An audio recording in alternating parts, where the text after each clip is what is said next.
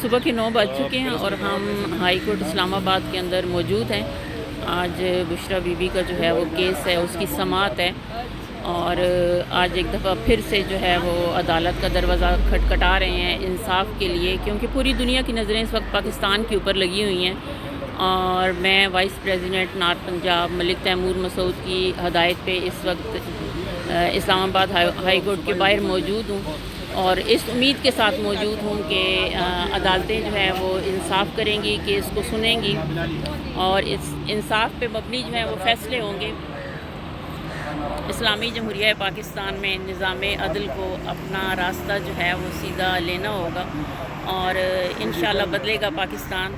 اور میرا جو مرشد ہے وہ ان عدالتوں سے اپنے تمام کیسز سے باعزت بری ہو کے پاکستان کا دوبارہ سے وزیر اعظم بنے گا۔ انشاءاللہ بدلے گا پاکستان، آئے گا عمران خان۔ پاکستان زندہ باد، عمران خان زندہ باد۔